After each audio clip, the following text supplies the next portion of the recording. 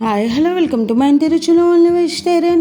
ఈరోజు బుట్ట పచ్చిమిరపకాయ బజ్జీని ప్రిపేర్ చేసుకుందాం.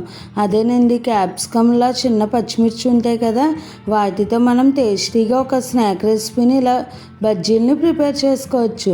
ఇవి చాలా టేస్టీగా ఉంటాయి, అలాగే డిఫరెంట్ ఫ్లేవర్తో నార్మల్ పచ్చిమిర్చి బజ్జీ కన్నా కూడా అస్సలు కారం లేకుండా చాలా టేస్టీగా ఉంటాయి. ఈ పచ్చిమిర్చికి కాంబినేషన్గా ఒక కారపొడిని కూడా ప్రిపేర్ చేసుకుని ఈ బజ్జీలను ఎంజాయ్ చేస్తే కనుక చాలా టేస్టీగా ఉంటాయి. స్ట్రీట్ ఫుడ్ స్టైల్లో ఈ బుట్ట పచ్చిమిర్చి బజ్జీ అలాగే కారపొడిని ఎలా ప్రిపేర్ చేసుకుందాం, మీకు ఆలస్యం చేయకుండా వీడియోలోకి వెళ్ళిపోదాము. ముందుగా ఈ కారపొడి ప్రిపరేషన్ చూద్దాము.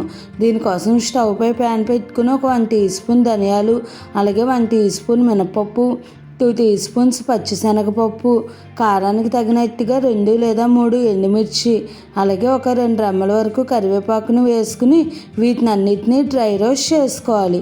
మీడియం టు లో ఫ్లేమ్లో కలుపుకుంటూనే ఫ్రై చేసుకుంటే మనకు ఈ పప్పులన్నీ కూడా చక్కగా ఫ్రై అయ్యి కమ్మటి వాసన వస్తుంది.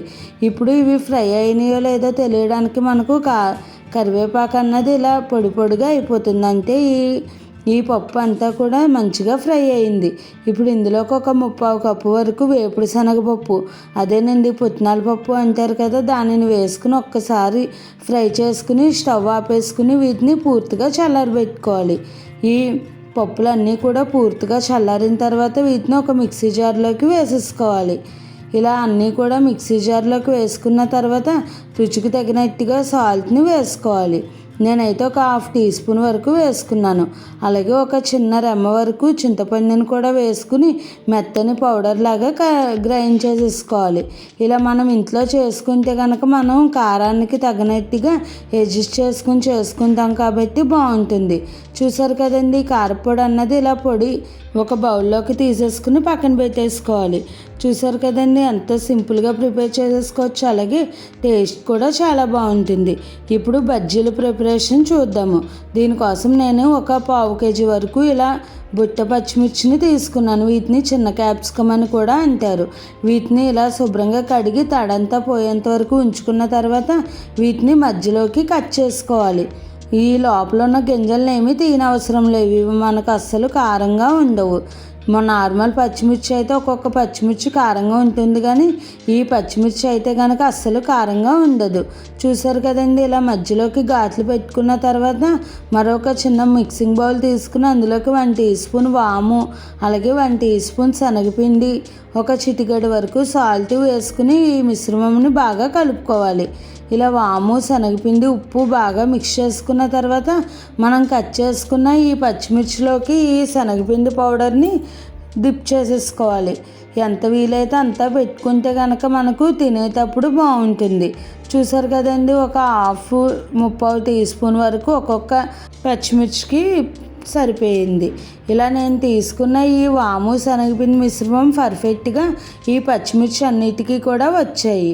చూసారు కదండి, ఇలా అన్నీ కూడా పెట్టేసుకున్న తర్వాత మరొక మిక్సింగ్ బౌల్ తీసుకుని అందులోకి 1 కప్పు వరకు శనగపిండి, అలాగే మనం ఏ కప్పుతో అయితే శనగపిండి తీసుకున్నామో ఆ కప్పుతో అయితే ఒక 3/4 కప్పు వరకు వరిపిండి, టేస్ట్కి సరిపడా సాల్ట్, అలాగే ఒక 1/2 టీ స్పూన్ వరకు వంట సోడా వేసుకుని వీటిని అన్నిటిని బాగా మిక్స్ చేసుకుని కొద్దిగా వాటర్ పోసుకుంటూ ఉండలేమీ లేకుండా ఈ శనగపిండి బ్యాటర్ని బాగా మిక్స్ చేసుకోవాలి.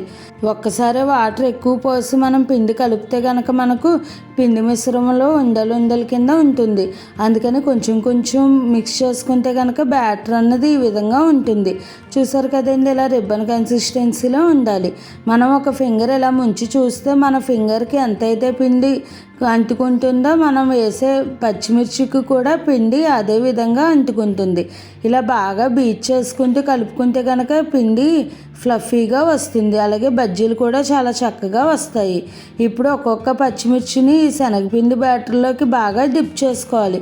ఈ పచ్చిమిర్చి అంతటికి కూడా శనగపిండి కోట్ అయ్యేటట్టుగా బాగా మిక్స్ చేసుకుంటూ ఇప్పుడు డీప్ ఫ్రైకి సరిపడా ఆయిల్ పెట్టుకుని ఆయిల్ హీట్ అయిన తర్వాత ఈ పచ్చిమిర్చిని వేసుకుని డీప్ ఫ్రై చేసుకోవాలి. ఆయిల్ బాగా హీట్గా ఉంటే కనుక మీడియం ఫ్లేమ్ పెట్టుకుని అప్పుడు ఈ పచ్చిమిర్చి బజ్జీలను ఒక్కొక్కటిగా వేసేసుకోవాలి. అదే మరీ హైలో ఉంటే కనుక మనకు బజ్జీలు పైన కలర్ వస్తాయి కానీ లోపల ఫ్రై అవ్వవు. అలాగే ఈ బజ్జీలు నూనెకి సరిపడా వేసుకున్న తర్వాత ఒక గరిటె తీసుకుని ఇలా పైనుంచి వేడివేడి నూనె పోసుకోవాలి. వీడియో క్లిప్లో చూపిస్తున్నట్టుగా ఈ విధంగా పోసుకుంటే కనుక మనకు బజ్జీలు పైన కూడా చక్కగా ఫ్రై అవుతాయి, పిండి పిండిగా లేకుండా. ఇప్పుడు ఒకవైపు ఫ్రై అయిన తర్వాత రెండో వైపు కూడా తిప్పుకుంటూ ఇలా రెండు వైపులా కూడా గోల్డెన్ బ్రౌన్ కలర్ వచ్చేంత వరకు మీడియం ఫ్లేమ్లో ఫ్రై చేసుకోవాలి.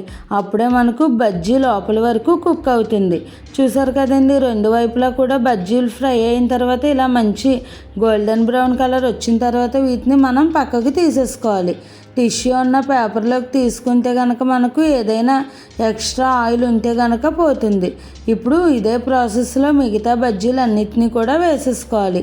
ఈ ప్రాసెస్లో మనం ఇంట్లో బజ్జీలు ఇలా ప్రిపేర్ చేసుకుంటే కనుక టేస్ట్ బాగుంటుంది. మనకు ఎన్ని కావాలంటే అన్నీ తినవచ్చు, తక్కువ ఖర్చుతో ఈజీగా ప్రిపేర్ చేసేసుకోవచ్చు. అదే బయట ఈ బజ్జీలు కొనాలి అనుకుంటే కనుక చాలా కాస్ట్లీగా ఉంటుంది. చూసారు కదండి బజ్జీలు ఎంత పర్ఫెక్ట్గా వచ్చాయో. ఇప్పుడు ఈ బజ్జీలకి కావాలి అనుకుంటే ఆనియన్, కొత్తిమీర, నిమ్మకాయ పెట్టుకుని తినవచ్చు. లేదంటే మనం ప్రిపేర్ చేసుకుని ఈ పొడిని ఇలా బజ్జీల పైనుంచి ఇలా జల్లుకుని మనం ఎంజాయ్ చేయవచ్చు. స్ట్రీట్ స్టైల్ కావాలి అనుకుంటే ఇలా కారపొడి జల్లుకుని తింటే కనుక బజ్జీలు చాలా బాగుంటాయి తినడానికి. చూడండి లోపల వరకు కూడా ఎంత చక్కగా కుక్ అయినాయో.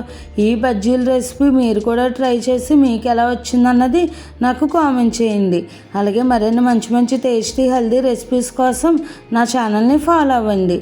ఇంకా మీకు ఏమైనా వెజిటేరియన్ రెసిపీస్లో వెరైటీగా హెల్దీగా టేస్టీగా సింపుల్గా కావాలి అనుకుంటే నాకు కామెంట్ చేయండి. ఈ వీడియో కనుక మీకు నచ్చినట్టయితే లైక్ చేసి, షేర్ చేసి, కామెంట్ చేసి నా ఛానల్ సబ్స్క్రైబ్ చేసుకుని పక్కనే ఉన్న బెల్ ఐకాన్ని క్లిక్ చేయడం మర్చిపోకండి. Thanks for watching.